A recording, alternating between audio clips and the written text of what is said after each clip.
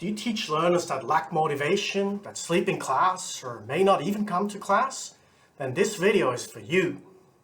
And I welcome the very first guest to the ELT Research Garage, Masatoshi Sato, who's a professor at the University of Andrés Bello in Chile, and he currently resides in Montreal, Canada. He talks about his paper published in TESOL Quarterly. You can see the link below here. The paper has some very useful recommendations and implications for language teachers. So sit back, make yourself a cup of coffee or tea, and enjoy. All right, thanks for joining me, Masatoshi, and thank you for being the very first guest in my ELT Research Garage. Actually, when I first read your new TESOL Quarterly paper, I thought this was the perfect paper to have you summarize it in the garage. So to start off, please give us a little bit of a background of your study. What motivated you to do the study, and what were the research questions? Well, sure. First of all, thank you very much for having me. I'm honored to be the first guest of your garage, and it's a great opportunity for me to communicate with teachers, because as a researcher, I don't usually get to talk about research with teachers, so I really appreciate it. So speaking of the background of this study, my motivation was completely based on teachers' concerns. So I had done a lot of research about different issues, different theoretical and pedagogical issues. But for this one, whenever I talk to teachers, the first thing they say is, my students are not motivated. That's the primary concern that they share with me. And I was actually skeptical of motivational research originally, but because every single teacher that I communicate with tells me that my students are not motivated, they're sleeping all the time in my class, my students skip my classes, they don't use the second language, they communicate in their first language, etc., etc. So I decided to do this research. So that's one reason. The other reason is that the reason why I was skeptical of motivation research is that motivation cannot be the cause of learning, because you can be motivated. Like, for instance, I'm in Montreal, my kids go to schools in French. I don't speak French. I really want to learn French. I'm sitting here and doing nothing. Would I learn French? No. So motivation cannot be the cause of learning. And I wanted to see what is connecting motivation and learning.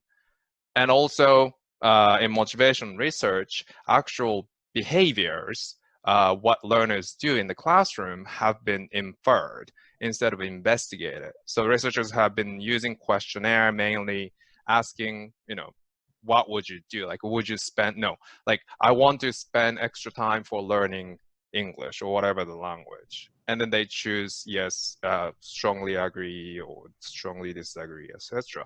So they haven't been observed. And I wanted to know what highly or what motivated or unmotivated learners actually do in the classroom. Interesting. So what were the research questions? Well, so the research question was pretty broad, actually. I wanted to investigate what this vision intervention does to the learner's second language motivation and classroom behaviors. Oh, cool. And what data sources did you use to collect data? So I had 3 data sources for this study. The first one was a questionnaire. So this questionnaire has been used by many researchers in the past to examine different types of motivation. So my participants answered the questionnaire before and after the intervention. And also I observed communicative activities between the teacher and students before and after the intervention. And finally, I interviewed students after the intervention as well. So those are data collection tools. But then I had intervention materials as well, in which they were exposed to different types of vision that they could pursue for their learning. And they did a whole bunch of activities related to what kind of English speakers they want to become in the near future. Right. Who were the students? Also, the students were university level EFL learners in Chile. Oh. And I wanted to say that those students are supposedly unmotivated students because they were taking English classes as a required courses, and they were business major students. So they just wanted to pass those courses to move on in their lives. But I thought that was an interesting group of learners to investigate the impact of this vision intervention, especially in the context like Chile, where there's a lot of social pressure to learn English, to become more internationalized as a country and as a person. So what I wanted to do was to kind of activate their vision, create their vision, what they call a roadmap for their possible selves. In this case, a successful business person. So if you want to become a successful business person in the future, then you need English. And what kind of English speaker do you want to be? So, and how would you achieve this goal?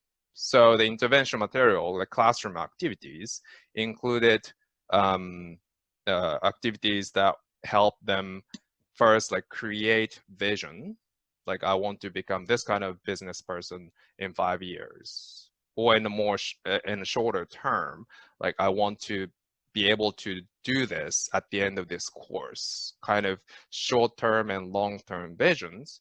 And then also they engaged in communicative activities such as like business negotiations or job interview situations, etc., etc.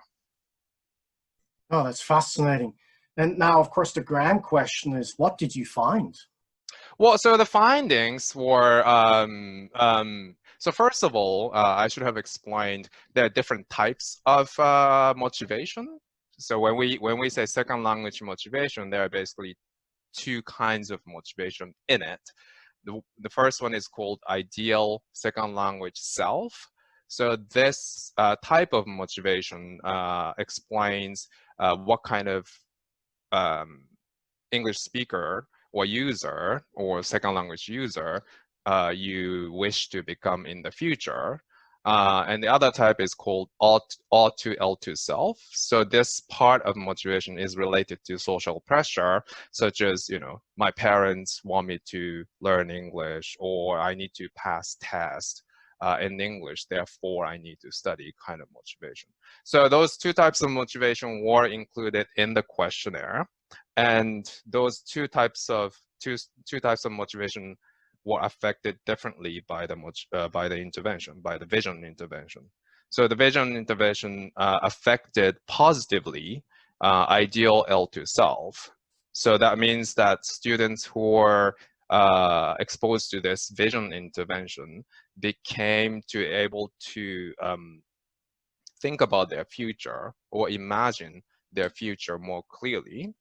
Whereas control group students who were not exposed to the vision intervention, what they did was to look at the Chilean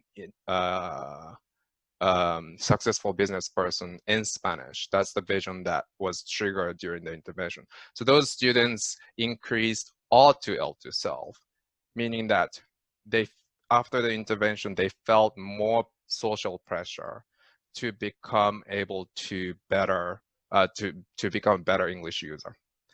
And also, importantly, students in the experimental group started to use more English and started to take more turns during the teacher-student interactions. So that's a good thing, because not only did their motivation increase, but also they started to engage in classroom activities in the way that is connected to second language learning. Yeah. That's really, really interesting. And so what are some of your recommendations, or what are implications for language teachers? Well, so the first thing I would say is that, well, as I said at the beginning, motivation is an important thing for teachers. And I understand that because they're always frustrated with students who don't come to classes, who sleep in the class, who do not do homework, who never use the second language. Instead, they do everything in their first language. But according to the results of this study, the implication would be to focus on their behaviors that are connected to second language learning. So let's say a teacher decided to come up with teaching materials based on vision, and students started to raise their hands more, for example. But there is no evidence that raising hands would lead to second language learning. So I think it's important that teachers pay attention to like language use in the classroom if they decided to create some vision activities. So that's the first thing. The second thing I would like to stress is that this vision thing needs to be adjusted to a specific group of learners. So in my case, it was university level EFL learners who were not taking the class because they wanted. It was a required class, and it was business major students. Therefore, the type of activities that I just explained. But vision intervention can be vision materials activities should be adjusted, should be changed according to, like, for instance, age of the learners or proficiency of the learners, personal interests that learners have, or possible future in relation to the second language use. So it could be like, I don't know, English teachers, could be tour guides, could be nurses. So depending on the future, type of future that you think your students could be related to, or could feel related to, that should be the type of vision that activities should be triggering. And also, it is really important, I think, that the goal that the different goals that the teachers set should be manageable and achievable. So if the goal is too far, let's say you show a YouTube video of native speaker of English and see, like, don't you want to become like him? I don't think that will work, because what would happen in their psychology would be, okay, wait, no, this is impossible. So that can be actually a demotivator. So I think it's important that teachers set goals with vision that are manageable and achievable.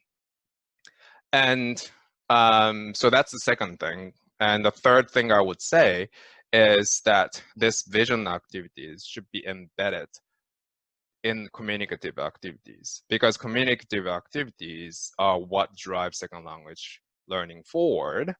And it's true that in, like, for instance, sports performance or musical performance, they use this kind of intervention, close your eyes and, take a deep breath and imagine that you are something like this. And that has proven to work, like a lot of sport players do that before an important game, right? But I'm not sure that kind of method is really pedagogical in the context of second language teaching. That's really fascinating. I think this is there's some really, really good pieces for language teachers to implement in their classrooms. So thank you very much for summarizing your study. I found that really interesting. And You're very welcome. it's a real honor to have you. Thank you, Masatoshi. Thank you very much for having me, Mike. That's it. Thanks for watching. If you've enjoyed this video, please subscribe to my YouTube channel or follow me on Twitter. Thanks.